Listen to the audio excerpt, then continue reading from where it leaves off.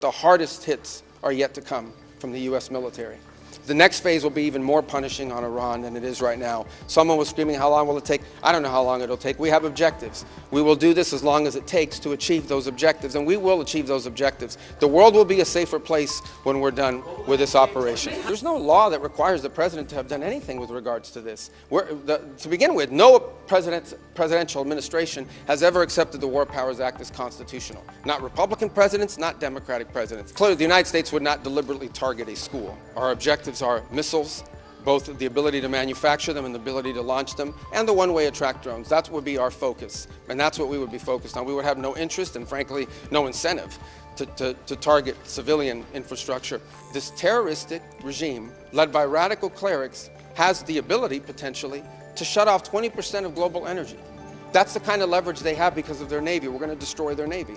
But there is a plan in place. We anticipated this could be an issue, and Secretary Wright and Besson will begin to roll out those steps starting tomorrow. Right now, our focus is on the destruction of their ballistic missile launchers, their ballistic missile stockpiles, and their ballistic missile manufacturing capability, as well as their one-way attract drones and their Navy, because of the threat it poses to global shipping.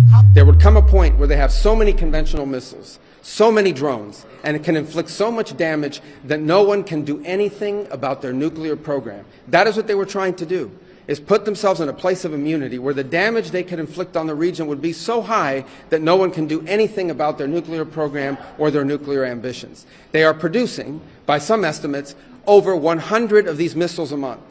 Compare that to the 6 or 7 interceptors that can be built a month. They can build 100 of these a month, not to mention the thousands of one-way attack drones that they also have.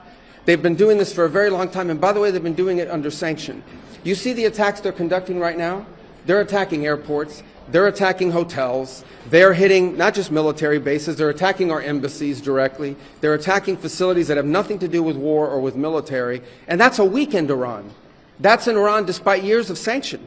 Imagine a year from now, or a year and a half from now, the capabilities they would have to inflict damage on us. It's an unacceptable risk, especially in the hands of a regime that's run by radical clerics. The Ayatollah was a radical cleric. That entire regime is led by radical clerics who don't make geopolitical decisions. They make decisions on the basis of theology, their view of theology, which is an apocalyptic one. That has to be taken very seriously as well. So that was the purpose for what this operation is all about. That's what it's focused on. As the President said earlier today, it is on or ahead of schedule.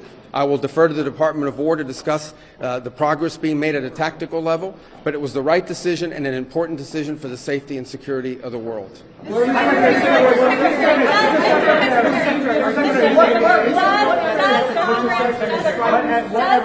have to weigh in? Does Congress have to weigh in? Is the President declaring war, and does Congress have to weigh in? And was there an imminent threat? Did you tell lawmakers that there was an imminent threat? There absolutely was an imminent threat, and the imminent threat was that we knew that if Iran was attacked, and we believed they would be attacked, that they would immediately come after us. And we were not going to sit there and absorb a blow before we responded, because the Department of War assessed that if we did that, if we waited for them to hit us first after they were attacked, and by someone else, Israel attacked them, they hit us first, and we waited for them to hit us, we would suffer more casualties and more deaths. We went proactively in a defensive way to prevent them from inflicting higher damage. Had we not done so, there would have been hearings on Capitol Hill about how we knew that this was going to happen, and we didn't act preemptively to prevent more casualties and more loss of life. The U.S. was forced to strike because of an impending Israeli action? No, two things I would say. Number one is, no matter what, ultimately this operation needed to happen. That's the question of why now. But this operation needed to happen because Iran in about a year or a year and a half would cross the line of immunity, meaning they would have so many short-range missiles, so many drones, that no one could do anything about it because they could hold the whole world hostage. Look at the damage they're doing now.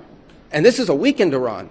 Imagine a year from now. So that had to happen. Obviously, we were aware of Israeli intentions and understood what that would mean for us, and we had to be prepared to act as a result of it. But this had to happen no matter what. Secretary, President Trump said overnight that his top choices to now run Iran were killed in the strikes. Does the United States have a firm plan for how they intend to handle this power vacuum in Iran to ensure that an Iron Dome hardliner does not take power? So two things can be true. Number one is our mission and our focus is the destruction of their ballistic missile capabilities and their ability to manufacture them, as well as the threat posed by their Navy to global shipping. That's our objective. That said, we would not mind, we would not be heartbroken, and we hope that the Iranian people can overthrow this government and establish a new future for that country. We would love for that to be possible. But the objective of this mission is the destruction of their ballistic missile capabilities and of their naval capabilities. How do the United States, Mr. Secretary, Yep. Mr. Secretary, so are you saying, based on that, are you saying that there is no responsibility, no plan for the U.S. to at least play a role in whatever government comes next? We might. We'll see how circumstances play out. But I'm telling you what the objectives of this operation are.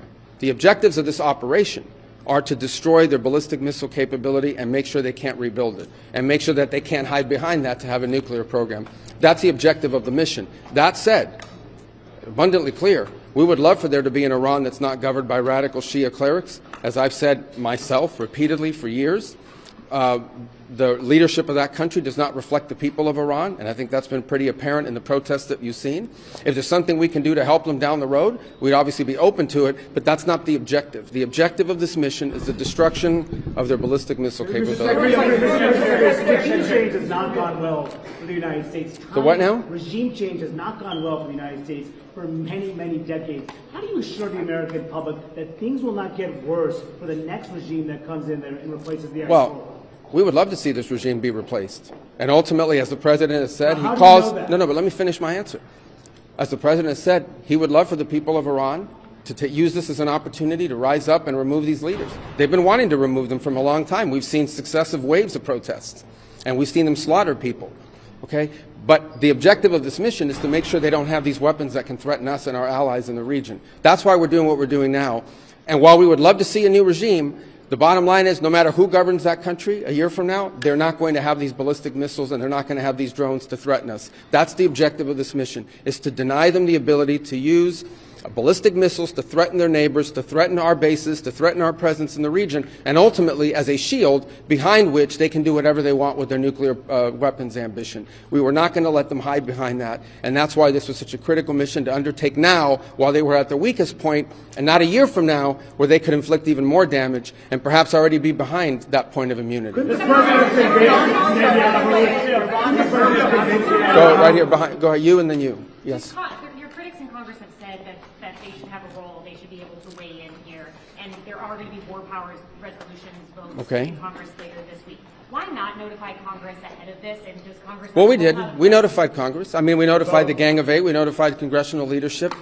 There's no law that requires us to do that. The law says we have to notify them 48 hours after beginning hostilities. We've done that. I think the notification went today. But we did notify members of Congress in advance. But we can't notify 535 members of Congress. And, well, the Congress can vote on whatever they want, but there's no law that requires us to do that. And I want to say something because I see people on TV. Look, that's fine. If they want to take a war powers vote, they can do that. They've done that. They've done that a bunch of times.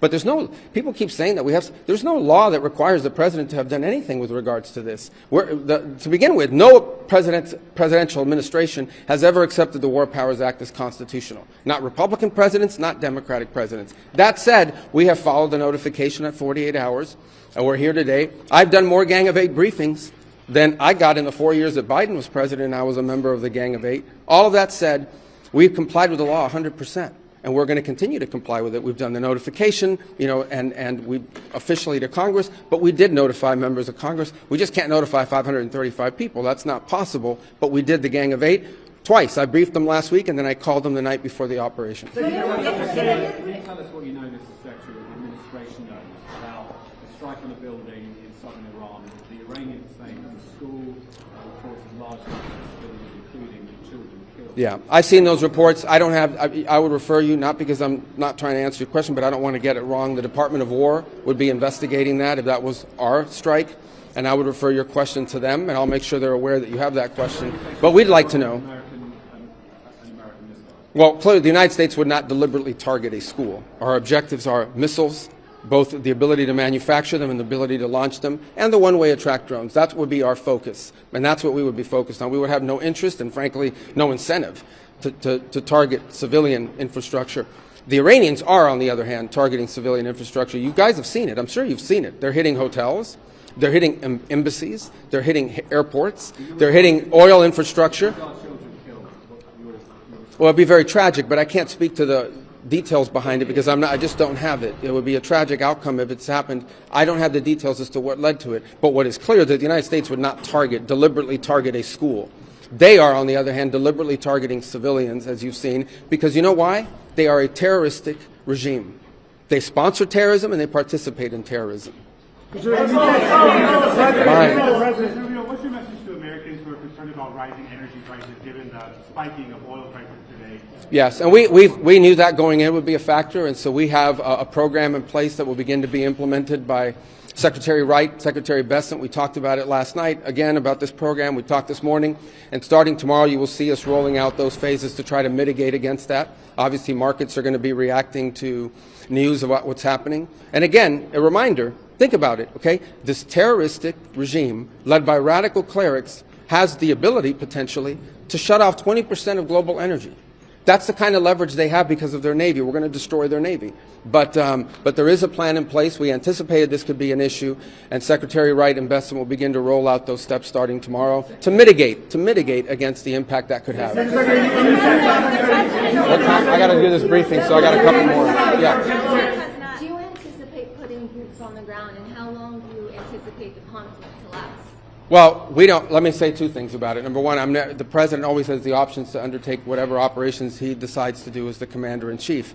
That said, we believe the objective that we have set for this mission, which is the destruction of their ballistic missile capabilities, both launch capability and manufacturing, can be achieved without ground forces.